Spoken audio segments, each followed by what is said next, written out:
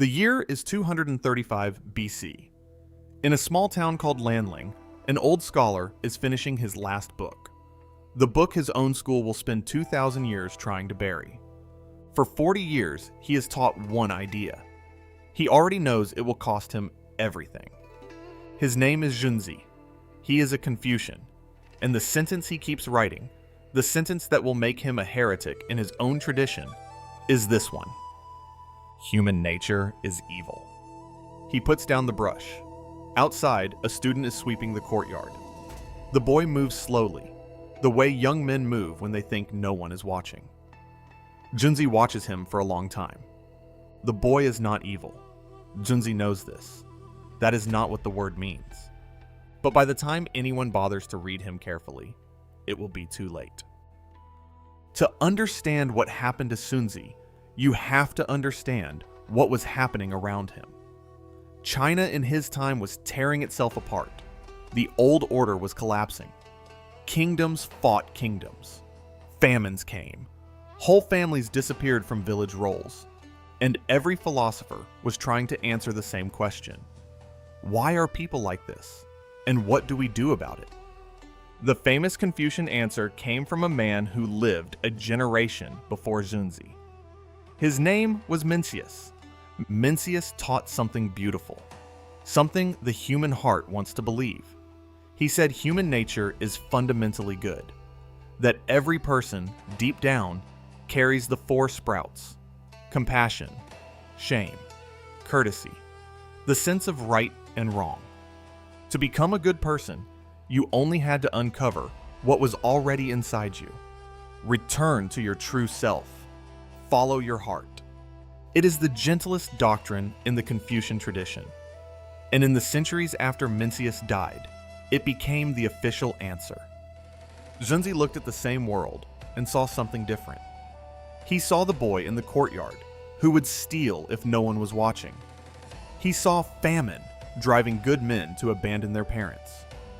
He saw students who arrived at his school selfish, restless, easily bored, and who left, years later, transformed. Not because something inside them had been uncovered, because something had been built. This is the principle he called Xing. Xing, nature. Evil. But the translation has been misleading the world for 2,000 years. In Xunzi's Chinese, does not mean wicked.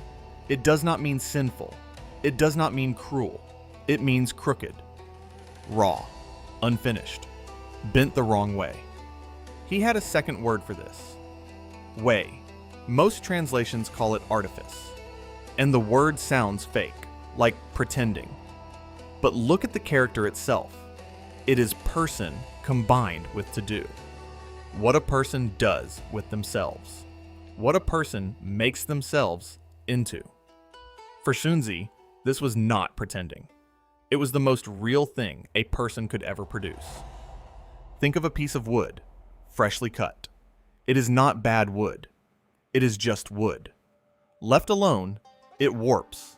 It splits. It does nothing useful. But take that same wood, steam it, bend it carefully against a frame, hold it there for a long time, and it becomes a wheel. The wheel does not betray the wood. The wheel is what the wood becomes when someone with patience works on it. That, Xunzi said, is what a human being is. Not wicked, not corrupt, just raw, just unfinished. And the work of a lifetime is to become the wheel. You have probably been told, somewhere along the way, to just be yourself, to follow your heart, to not change for anyone, to uncover your authentic self. And maybe you have noticed that this advice does not always work. You followed your heart, and it led you somewhere you didn't want to be. You waited for the good person inside you to emerge. The waiting kept getting longer. One night, 3 years ago, you told yourself you would start tomorrow. You meant it. You have meant it every night since. And underneath all of it, a quiet shame. If I am supposed to already be good, then why does it feel like I am not? Xunzi would have looked at you the way he looked at the boy in the courtyard. "Nothing is wrong with you," he would have said. "You are simply unfinished. And finishing yourself is not betraying who you are. It is who you are." The boy sweeping the stones did not feel like a different person on his first day. He just kept sweeping. The wood does not feel like a wheel until the day it is. And then comes the part of the story that Xunzi was already bracing for, finishing his book in Lanling. Xunzi had two students who became more famous than he ever was. Their names were Han Fei and Li Si. They were brilliant. They listened carefully. They took what their teacher said about human nature, that you are raw, that you need shaping. Then they walked out of his school, into the court of the king of Qin. They became legalists. They built the philosophy that helped Qin Shi Huang conquer all of China, burn the books of competing schools, bury scholars alive. Li Si himself authorized the burnings. Han Fei wrote the manuals of pure control. And when later Confucians looked back at their tradition, trying to understand how it had produced the architects of tyranny, they pointed at Xunzi. "This is what comes," they said, "of telling people they are evil. This is what comes of not trusting human nature." So they buried him, not all at once, slowly. Mencius rose, Xunzi sank.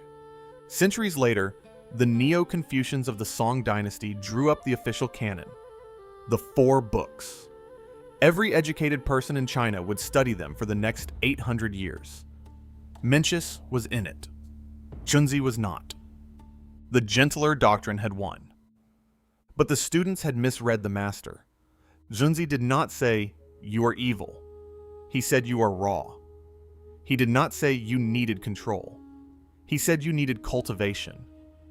Through ritual, through study, through music, through the slow, patient work of becoming something. The legalists heard the first half and threw away the second. They kept the wood. They forgot about the wheel.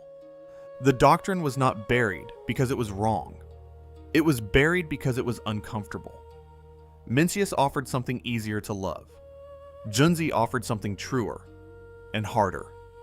And the harder thing lost. In Lanling, the old scholar finishes the last sentence of his last book. He sets down the brush. He looks at the courtyard again. The boy has finished sweeping. The stones are clean. Someone, with patience, made them that way. The wood does not resent the wheelmaker. The boy does not resent the broom. And neither does a person, finally, have to resent the slow work of becoming. Because that is what being human is. Not the discovery of a self that was already there. The making of a self. Finally, fully, your own. And the sentence Xunzi was buried for begins to sound like what he actually meant. Human nature is evil, which is to say, raw, unfinished, waiting to be made. If you have spent years waiting to feel like the person you wanted to become, Xunzi's 2,000-year-old answer is this. The feeling is not the door. The work is the door. You are not broken. You are unfinished. And the difference is everything. What is one thing you have been waiting to feel before you start doing? Tell me in the comments. I read them all. Thank you for watching. Somewhere in Lanling, an old man closes his book. Outside, the wood is still raw, but the wheelmaker has not gone home yet.